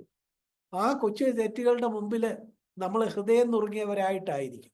ഹൃദയം നുറുങ്ങിയാൽ ദൈവ സാന്നിധ്യത്തെ നമുക്ക് കൂടുതൽ അറിയാനായിട്ടൊക്കും. നുറുങ്ങപ്പെട്ട ഒരാൾക്ക് കിട്ടുന്ന ഒരു അനുഗ്രഹം അതാണ്. പ്രിയപ്പെട്ടവരെ, ഇതാണ് നമ്മൾ നുറുങ്ങിയവർക്ക് ദൈവ സാന്നിധ്യ ബോധത്തിൽ സദാ ജീവിക്കാനായിട്ട് കഴിയും. നുറുങ്ങപ്പെട്ട ഒരുവന് ലോകം എന്തോ പറയുന്നു, ലോകത്തിന് എന്നെക്കുറിച്ചുള്ള അഭിപ്രായം എന്താണ് എന്നതിലല്ല അവൻ ജീവിക്കുന്നത്. നുറുങ്ങപ്പെട്ട ഒരുവനെ സംബന്ധിച്ചിടത്തോളം അവന് സ്വയന്യായീകരണമില്ലാതെ തെറ്റുകൾ സമ്മതിക്കും. അവനോട് അനുതാപം വളരെ അടുത്തായിരിക്കും. നുറുങ്ങപ്പെട്ട ഒരുവൻ സൂത്രങ്ങളും ഉപായങ്ങളും ഒക്കെ ഉപേക്ഷിച്ച് ദൈവസന്നിധിയിൽ താനായിരിക്കുന്ന നിലയിലായിരിക്കും. നുറുങ്ങപ്പെട്ട ഒരുവൻ അതീവ സൗമ്യനായിരിക്കും. നോക്കുക, നമ്മൾ നുറുക്കത്തിന്റെ 5 ഗുണങ്ങളെ കുറിച്ച് പറഞ്ഞു. 2 കാര്യങ്ങളൂടെ വേഗത്തിൽ പറഞ്ഞ് ഞാൻ എൻ്റെ വാക്കുകളെ അവസാനിപ്പിക്കാം. നുറുങ്ങപ്പെട്ട ഒരുവന്റെ 6ാമത്തെ ഒരു പ്രത്യേകത എന്താ? നുറുങ്ങിയവന് പ്രതികൂല സാഹചര്യങ്ങളിൽ അവൻ പരാതി പറയാതെ ദൈവത്തിന്റെ പദ്ധതിയെ അവൻ കാണും. നമ്മളിത് പറയുമ്പോൾ നമുക്കൊരു ഉദാഹരണത്തിന് നമുക്ക് പുതിയ നിയമത്തിൽ നിന്ന് നമുക്ക് പൗലോസിനെ തന്നെ എടുക്കാം. നമ്മൾ 2 കൊരിന്ത്യർ 12 പൗലോസിന്റെ അനുഭവം വായിച്ചാണല്ലോ നമ്മൾ തുടങ്ങിയത്. ആ ഭാഗം തന്നെ നമുക്ക് എടുക്കാം. ആ ഭാഗത്ത് പൗലോസ് എന്താ നുറുങ്ങപ്പെട്ട ഒരുവനായിട്ടാണ് നിൽക്കുന്നത്. ആ നുറുങ്ങപ്പെട്ട ഒരുവന് പ്രതികൂലമായ പല സാഹചര്യങ്ങള് ഈ 2 കൊരിന്ത്യർ 12-ാം അധ്യായത്തിൽ നമ്മൾ വായിക്കുന്നു. എന്തൊക്കെയാ അവിടെ കാണുന്നത്? പല പ്രതികൂല സാഹചര്യങ്ങൾ, അല്ലെങ്കിൽ പല കഷ്ടങ്ങൾ, പല ബുദ്ധിമുട്ടുകൾ, പല വിഷമങ്ങൾ താൻ അറിയുന്നു. എന്തൊക്കെയാ അവിടെ കാണുന്നത്? എന്തൊക്കെയാ കാണുന്നത്? ജഡത്തിൽ ഒരു ശൂലം, അത് തന്നെ കുത്തുന്നു, അത് തന്നെ കുത്തുന്നു. താന് ആ നിലയില് വളരെ നുറുങ്ങിപ്പോകുന്നു. അങ്ങനെ ഒക്കെ സാധാരണ ആളുകള് സ്വാഗതം ചെയ്യാത്ത ചില കാര്യങ്ങളാണ്, പ്രതികൂലമായ സാഹചര്യമാണ് ഇവിടെ പൗലോസിന്റെ ജീവിതത്തിൽ സംഭവിക്കുന്നത്. എന്തൊക്കെയാ? തന്നെ നിരന്തരം കുത്തുന്ന ഒരു ശൂലം. സാത്താന്റെ ദൂതൻ വന്ന് തന്നെ നിരന്തരം കുത്തുകയാണ്. എന്തോ വിട്ടുമാറാത്ത ഏതോ ഒരു അസുഖമാണ് പൗലോസിനെ വേട്ടയാടിയത് എന്ന് ചില വേദപണ്ഡിതന്മാര് ഈ സാഹചര്യത്തോടുള്ള ബന്ധത്തിൽ പറയുന്നു. ഈ അസുഖം തന്നെ വിട്ടുമാറാൻ വേണ്ടി പൗലോസ് എന്തോ ചെയ്തു? പൗലോസ് 3 വട്ടം പ്രാർത്ഥിച്ചു, 3 വട്ടം കർത്താവിനോട് അപേക്ഷിച്ചു. കർത്താവ് അസുഖം മാറ്റിക്കൊടുത്തോ? പ്രാർത്ഥിച്ച് അനേകരുടെ അസുഖങ്ങൾ മാറ്റിയ ആളാ പൗലോസ്. പക്ഷെ തൻ്റെ കഷ്ടം, തന്നെ ശൂലം കൊണ്ട് കുത്തുന്ന ഈ അനുഭവം ഒന്ന് മാറ്റിത്തരാൻ പൗലോസ് തൻ്റെ കാര്യം പ്രാർത്ഥിച്ചപ്പോ കർത്താവ് എന്താ പറഞ്ഞത്? എൻ്റെ കൃപ നിനക്ക് മതി, അതവിടെ ഇരുന്നോട്ടെ. അത് മാറ്റിക്കൊടുത്തില്ല. എൻ്റെ ശക്തി ബലഹീനതയിൽ തികഞ്ഞു വരുന്നു എന്ന് പറഞ്ഞ് ഒരു നുറുക്കത്തിന്റെ പ്രാധാന്യം കർത്താവ് കാണിക്കുകയാണ് ചെയ്തത്. ഇല്ലെങ്കിൽ നീ ചിലപ്പം ഈ ദമസ്കോസിന്റെ പടിവാതിക്കൽ നിനക്കൊരു നുറുക്കമുണ്ടായി, ശരിയാണ്. പക്ഷെ ഇപ്പം നിനക്ക് ധാരാളം വെളിപ്പാടുകൾ ലഭിക്കുന്നുണ്ട്. ഇന്ന് നമ്മൾ വായിക്കുന്ന, നമ്മൾ വിശ്വസിക്കുന്ന പുതിയ നിയമ സത്യങ്ങൾ കൂടുതലും ആരിലൂടെയാണ് ദൈവം നമുക്ക് വെളിപ്പെടുത്തി തന്നത്? പൗലോസിനെ അത് ഉപയോഗിച്ചത്. അതുകൊണ്ട് ഇവിടെ പറയുന്നു, ഈ വെളിപ്പാടുകളുടെ ആധിക്യത്താൽ പൗലോസ് ചിലപ്പോൾ നിഗളിച്ചു പോകാം, വീണ്ടും അവൻ ശക്തനായി പോകാം. നുറുക്കത്തിൽ നിന്ന് മാറി വീണ്ടും അവൻ ശക്തിപ്പെട്ട സ്വയബലമുള്ള ഒരുവനായി തീരാം എന്നൊരു അപകടം കണ്ടോണ്ട് കർത്താവ് ഈ ശൂലവും ഈ കുത്തുന്ന ദൂതനെയും ഒക്കെ വെച്ചിരിക്കുകയാണ്. അത് മാറ്റിക്കൊടുക്കുന്നില്ല. പക്ഷെ മനുഷ്യനെന്നുള്ള നിലയിൽ പൗലോസിനെ സംബന്ധിച്ചിടത്തോളം ഇതൊരു കഷ്ടം പിടിച്ച ഒരു ജീവിതമാണ്, അല്ലേ? ഈ ക്ലേശം മാറുന്നില്ല, ഈ ദുരിതം മാറുന്നില്ല, തൻ്റെ പ്രാർത്ഥനയ്ക്കൊരു മറുപടി കിട്ടുന്നില്ല, ഈ പ്രതികൂല സാഹചര്യം മാറിപ്പോകുന്നില്ല. പക്ഷേ ആ മാറിപ്പോകാത്ത പ്രതികൂല സാഹചര്യത്തിൽ താൻ എന്ത് കാണുന്നു? താൻ ഇവിടെ ഇതിൻ്റെ നമ്മൾ വായിച്ച വാക്യത്തിലേക്കൊക്കെ വരുമ്പോൾ ഈ പ്രതികൂല സാഹചര്യത്തിൽ താൻ അതിസന്തോഷത്തോടെ പ്രശംസിക്കുകയാണെന്നാ പറയുന്നത്. എന്ന് വെച്ചാൽ എന്താ? തനിക്കൊരു പരാതിയില്ല, ഈ കഷ്ടപ്പാട് എന്താ ദൈവം മാറ്റാത്തത് എന്നൊരു പിറുവിറുപ്പില്ല. ഒരു കയ്പില്ല. മറിച്ച് ദൈവത്തിന്റെ പദ്ധതിയെ ആ നിലയിൽ തന്നെ കാണുകയും അംഗീകരിക്കുകയും ചെയ്യുന്നു. നുറുങ്ങപ്പെട്ട ഒരുവന്റെ സ്വഭാവമാണിത്. പ്രിയപ്പെട്ടവരെ, നമ്മുടെ ജീവിതത്തിലും നമ്മൾ പലവട്ടം പ്രാർത്ഥിച്ചിട്ടും മാറാത്ത ചില സാഹചര്യങ്ങൾ നമ്മുടെ ജീവിതത്തിൽ ഉണ്ടാകാം. നമ്മുടെ കുഞ്ഞുങ്ങളുടെ കാര്യത്തിൽ ഉണ്ടാകാം, നമ്മുടെ ഭവനത്തിൽ ഉണ്ടാകാം, നമ്മുടെ ജോലി സ്ഥലത്തുണ്ടാകാം. പല രംഗങ്ങളുണ്ടാവാം. ദൈവം എന്താ ഇത് മാറ്റി തരാത്തത്? ദൈവം എന്താ പറയുന്നത്? അതവിടെ ഇരിക്കട്ടെ, അത് നിനക്ക് നല്ലതാണ്.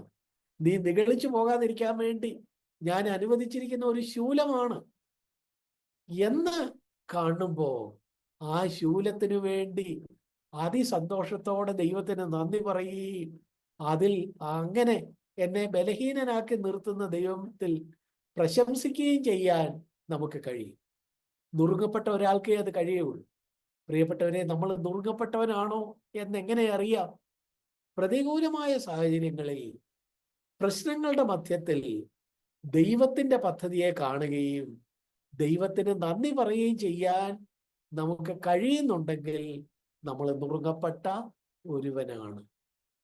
അപ്പൊ നുറുങ്ങപ്പെട്ട ഒരാളിന്റെ 6ാമത്തെ പ്രത്യേകതയാണ് നമ്മളിവിടെ പറഞ്ഞത്. 7ാമത് ഒരു കാര്യം കൂടെ പറഞ്ഞ് ഞാൻ എൻ്റെ വാക്കുകളെ അവസാനിപ്പിക്കാം. നുറുങ്ങപ്പെട്ട ഒരുവൻ തൻ്റെ ജീവിതത്തില് തനിക്കെതിരായി വരുന്ന ആളുകളെ കാണുകയില്ല. ആളുകളെ എല്ലാം താൻ വെറുതെ വിടും. മറിച്ച് ആ സാഹചര്യത്തിൽ ദൈവത്തെ മാത്രം കാണും. ഇത് പറയാനും നമുക്ക് പഴയ നിയമത്തിൽ നിന്ന് ഒരു കഥാപാത്രത്തെ എടുക്കാം. അത് മറ്റാരുമല്ല, ജോസഫ്. ജോസഫ് ചെറുപ്പത്തിൽ തന്നെ പല അനുഭവങ്ങളിലൂടെ കടന്നുപോയി നുറുക്കപ്പെട്ട ഒരുവനാണ്, നമുക്കറിയാം. ആ സഹോദരങ്ങൾ തന്നെ ഒറ്റിക്കൊടുക്കുന്നു. പൊത്തിഫറിന്റെ വീട്ടിൽ ചെന്ന് അവിടുന്ന് ജയിലിലാകുന്നു. ഈ നിലയിലൊക്കെ ഒരു തെറ്റും ചെയ്യാതെ പല ക്ലേശങ്ങൾ അനുഭവിച്ച് നുറുങ്ങപ്പെട്ടവനായി നിന്ന ജോസഫ്. ആ ജോസഫ് പക്ഷേ തൻ്റെ ജീവിതത്തിന്റെ അന്ത്യത്തിൽ, ഉൽപ്പത്തി പുസ്തകം 45-ാം അധ്യായം അതിൻ്റെ 5 മുതൽ 8 വരെയുള്ള വാക്യങ്ങൾ നോക്കുക. അവിടെ ജോസഫ് ഒടുവിലായിട്ട് തൻ്റെ സഹോദരന്മാരുടെ മുമ്പാകെ, ഫറവോന്റെ പ്രധാനമന്ത്രി ആയിരിക്കെ താന് തൻ്റെ സഹോദരന്മാരുടെ മുമ്പാകെ താൻ ആരാണെന്ന് വെളിപ്പെടുത്തുന്ന ഒരു രംഗം. വെളിപ്പെടുത്തുന്ന ആ രംഗത്ത് എന്തുവാ താൻ പറയുന്നത്? താൻ അവിടെ തന്നെ മിസ്രൈമ്യ കച്ചവടക്കാർക്ക് വിറ്റ് കളഞ്ഞ സഹോദരന്മാരെ കാണുന്നില്ല. തന്നോട് മോശമായി പെരുമാറിയ തൻ്റെ രക്തബന്ധങ്ങളെ താൻ കാണുന്നില്ല. മറ്റാളുകളെ താൻ കാണുന്നില്ല. തന്നെ ഉപദ്രവിച്ച ആളുകളെ ആരെയും കാണുന്നില്ല. മറിച്ച് അവിടെ ആരെ കാണുന്നു? ദൈവം അനുവദിച്ച സാഹചര്യമാണ്, ഇതെല്ലാം നന്മയ്ക്കാണ് എന്ന് താൻ അവിടെ കാണുന്ന ഭാഗമാണ് ഞാൻ പറയാൻ ആഗ്രഹിക്കുന്നത്. ഉൽപ്പത്തി പുസ്തകം 45-ന്റെ 5 മുതൽ 8 വരെയുള്ള വാക്യങ്ങൾ. അവിടെ ജോസഫ് സഹോദരന്മാരോട് പറയുക, എന്നെ വിറ്റതോർത്തൊന്നും നിങ്ങൾ വിഷമിക്കണ്ട. ദൈവം ആണ് ഇങ്ങോട്ട് ഈ മിസ്രൈമിലേക്ക് എന്നെ നിങ്ങൾക്ക് മുമ്പേ അയച്ചത്. 5-ാമത്തെ വാക്യത്തിൽ പറയുന്നു. 7-ാമത്തെ വാക്യത്തിൽ അതിൻ്റെ അവസാന ഭാഗത്ത് അത് വീണ്ടും ആവർത്തിക്കുന്നു. ദൈവമാണ് എന്നെ അയച്ചിരിക്കുന്നത്. സത്യത്തെ ദൈവമാണോ ഇവര് സഹോദരന്മാര് വിറ്റത് കൊണ്ടല്ലേ? അതെ. പക്ഷെ ദൈവത്തിന്റെ വഴികളെ താൻ കാണുന്നു. തന്നെ വിറ്റ സഹോദരന്മാരെ താൻ വെറുതെ വിടുന്നു. അതുപോലെ തന്നെ അവിടെ നോക്കുക, താന് പറയുന്നു അതിൻ്റെ ദൈവം എന്നെ അയച്ചതാകുന്നു. അതിന്റെ 8-ാമത്തെ വാക്യത്തിൽ നിങ്ങളല്ല, ദൈവം അത്രേ എന്നെ ഇങ്ങോട്ട് അയച്ചത്. ഈ സഹോദരന്മാർ ഇത് കേട്ട് നിന്നിട്ട് അവർക്ക് പോലും ഞങ്ങളല്ലേ ഇത് ചെയ്തത് എന്നൊരു കുറ്റബോധം തോന്നുക. അവരുടെ മുഖം കണ്ടിട്ട് ജോസഫ് അവരെ ആശ്വസിപ്പിക്കാനായിട്ട് പിന്നെയും പിന്നെയും പറയുക, നിങ്ങളല്ല, നിങ്ങൾ പാവങ്ങള് ദൈവത്തിന്റെ കയ്യിൽ ഒരു ഉപകരണമായിട്ടിരുന്നു എന്നുള്ളതേ ഉള്ളൂ. നിങ്ങളല്ല എന്നെ വിറ്റത്, നിങ്ങളല്ല എന്നെ ഇങ്ങോട്ട് അയച്ചത്. അല്ലെങ്കിൽ എന്നെ ജയിലിൽ അയച്ചത് പൊത്തിഫേറും ഒന്നുമല്ല. ആ നിലയില് തനിക്കെതിരെ നിന്ന ആളുകളെയല്ല കാണുന്നത്. താൻ ഇങ്ങനെ ഈ മിസ്രൈമിലേക്ക് വന്ന് ഈ സ്ഥാനത്ത് വന്നത് ദൈവമാണ്, ദൈവം എന്നെ അയച്ചതാകുന്നു, നിങ്ങളല്ല. നിങ്ങൾക്കൊരു കുറ്റബോധം വേണ്ട, നിങ്ങളല്ല ഇത് ചെയ്തത്. പ്രിയപ്പെട്ടവരെ, നമ്മളെ ഉപദ്രവിക്കുന്ന ആളുകളെ നമുക്ക് ഈ നിലയിൽ വെറുതെ വിടാൻ ഒക്കുമോ? നിങ്ങളല്ല എന്നോട് ഇത് ചെയ്തത് എന്ന് നമുക്ക് അവരോട് പറയാനോ, അല്ലെങ്കിൽ നമുക്ക് മനസ്സിൽ നിന്ന് അവർക്ക് ക്ഷമ കൊടുത്ത്, ദൈവം അനുവദിച്ചിട്ട് അങ്ങനെയൊക്കെ സംഭവിച്ചതാണ്, എന്നെക്കുറിച്ച് മോശമായിട്ട് പറഞ്ഞവർ, എന്നെക്കുറിച്ച് തെറ്റായിട്ട് ചില കാര്യങ്ങൾ ആ കണക്ക് കൂട്ടി ഇങ്ങനെയൊക്കെ ചെയ്തവര്, അവരൊക്കെ ദൈവത്തിന്റെ കയ്യിൽ ഒരു ഉപകരണമായിട്ടായിരുന്നു എന്നുള്ളതേ ഉള്ളൂ. അവരല്ല, അവര് വെറും പാവങ്ങളാണ് എന്ന് പറഞ്ഞ് അവർക്കൊരു കൺസെഷൻ കൊടുക്കാൻ, ഒരു സൗജന്യം കൊടുക്കാൻ നമുക്ക് കഴിയുമോ? അവരോട് ക്ഷമിക്കാൻ നമുക്ക് കഴിയുമോ? നുറുങ്ങപ്പെട്ട ഒരാൾക്കേ അങ്ങനെ ക്ഷമിക്കാൻ കഴിയും. പ്രിയപ്പെട്ടവരെ, നമ്മൾ പറഞ്ഞു വന്നത് നമ്മള് നുറുങ്ങപ്പെട്ട ഒരുവനാണോ അല്ലയോ എന്നുള്ളതാണ്. നമ്മള് പറഞ്ഞു തുടങ്ങിയത് 2 കൊരിന്ത്യർ 12:9 അവസാന ഭാഗം പറഞ്ഞുകൊണ്ടാണ് തുടങ്ങിയത്. എന്താ പറഞ്ഞത്? ഞാന് സ്വയബലമില്ലാതായിരിക്കുന്നതിൽ ഞാന് സന്തോഷിക്കുന്നു, അതിയായിട്ട് സന്തോഷിക്കുന്നു. മാത്രമല്ല, എൻ്റെ സ്വയബലം തകർന്നതിൽ ഞാൻ പ്രശംസിക്കുന്നു. കാരണം അങ്ങനെ തകർന്നാലേ എനിക്ക് ദൈവത്തെ കൂടുതൽ ആശ്രയിക്കാനും ദൈവത്തെ ചുറ്റിപ്പടരാനും എനിക്ക് കഴിയുള്ളൂ. ഒരു സ്വന്തം ബലം ഉണ്ടെങ്കിൽ എനിക്കൊരു വള്ളി പോലെ ദൈവത്തിൽ ചുറ്റിപ്പടരാൻ കഴിയുകയില്ല. അതുകൊണ്ട് എൻ്റെ സ്വന്തം ബലം തകരാൻ ദൈവം അനുവദിക്കുന്ന എല്ലാറ്റിനായിട്ടും നന്ദി എന്ന് പൗലോസ് പറഞ്ഞതുപോലെ നമുക്ക് പറയാൻ കഴിയണം. ലോകത്തിന് ഈ കാര്യം മനസ്സിലാവുകയില്ല. ലോകത്തിന്റെ നോട്ടത്തിൽ എന്താ? ശക്തരായ ആളുകളാണ് മിടുക്കന്മാര്. പക്ഷെ ആത്മീയതയിൽ നേരെ തിരിച്ചാണ്. ശക്തരല്ല, ബലഹീനരായ ആളുകളാണ്, സ്വയബലം തകർന്നവരാണ്. അവരാണ് ദൈവത്തിന്റെ ദൃഷ്ടിയിൽ, ആത്മീയതയിൽ അവരാണ് ഭാഗ്യവാന്മാർ. പ്രിയപ്പെട്ടവരെ, നമ്മൾ എങ്ങനെ ഇരിക്കുന്നു? നമ്മൾ നുറുങ്ങപ്പെട്ടവരാണോ? നുറുങ്ങപ്പെട്ട ആളിന്റെ ഒരു 7 കാര്യങ്ങൾ, 7 ഗുണങ്ങൾ നമ്മൾ പറഞ്ഞു. നമ്മളോടുള്ള ബന്ധത്തിൽ നമ്മളെ തന്നെ ശോധന ചെയ്യാനാണ്. നുറുങ്ങപ്പെട്ട ഒരുവൻ അതീവ സൗമ്യനായിരിക്കും. നമ്മൾ സൗമ്യരാണോ അതോ കർക്കശക്കാരാണോ? നുറുങ്ങപ്പെട്ട ഒരുവന് സൂത്രങ്ങളും ഉപായങ്ങളും ഇല്ല. നമുക്ക് സൂത്രങ്ങളും ഉപായങ്ങളും നമ്മൾ തള്ളിക്കളഞ്ഞവരാണോ? നുറുങ്ങപ്പെട്ട ഒരുവൻ തെറ്റ് സംഭവിച്ചാൽ അത് വേഗത്തിൽ സമ്മതിക്കും, അതിനെ ന്യായീകരിക്കുകയില്ല. അനുതാപം അവനോട് അടുത്തായിരിക്കും. നമ്മളെ സംബന്ധിച്ചിടത്തോളം അങ്ങനെയാണോ? നുറുങ്ങപ്പെട്ട ഒരുവന് ലോകത്തിന്റെ മാനവും ലോകത്തിന്റെ അംഗീകാരവും അവന് വേണ്ട. നമ്മളെ സംബന്ധിച്ചിടത്തോളം ലോകത്തിന്റെ മാനം നമ്മൾ നോക്കുന്നുണ്ടോ? ലോകത്തിന്റെ അംഗീകാരത്തിനായിട്ടാണോ നമ്മുടെ അന്വേഷണം? നുറുങ്ങപ്പെട്ട ഒരുവൻ അങ്ങനെയല്ല. അതാണ് നമ്മൾ കണ്ടത്. നുറുങ്ങപ്പെട്ട ഒരുവൻ ദൈവ സാന്നിധ്യ ബോധത്തിൽ എപ്പോഴും ജീവിക്കും. 5-ാമതായിട്ട് നമ്മൾ പറഞ്ഞു, നമ്മുടെ ജീവിതത്തിൽ നിരന്തരം ദൈവ സാന്നിധ്യ ബോധത്തിൽ നമ്മൾ ജീവിക്കുന്നുണ്ടോ? നമുക്ക് നമ്മളെ തന്നെ ശോധന ചെയ്യാം. 6-ാമതായിട്ട്, നുറുങ്ങപ്പെട്ട ഒരുവൻ പ്രതികൂല സാഹചര്യങ്ങളിൽ, കഷ്ടങ്ങളിൽ അല്ലെങ്കിൽ ഉപദ്രവങ്ങളിൽ അവന് പരാതിയില്ല. അവിടെ ദൈവത്തിന്റെ ഒരു പദ്ധതിയാണിതെന്ന് കണ്ട് അവൻ ദൈവത്തോട് നന്ദിയുള്ളവനായിട്ടായിരിക്കും എന്ന് നമ്മൾ പൗലോസിന്റെ അനുഭവത്തോടുള്ള ബന്ധത്തിൽ പറഞ്ഞു.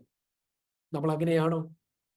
ചില കാര്യങ്ങൾ നമ്മൾ എത്ര പ്രാർത്ഥിച്ചിട്ടും മാറിപ്പോകുന്നില്ല.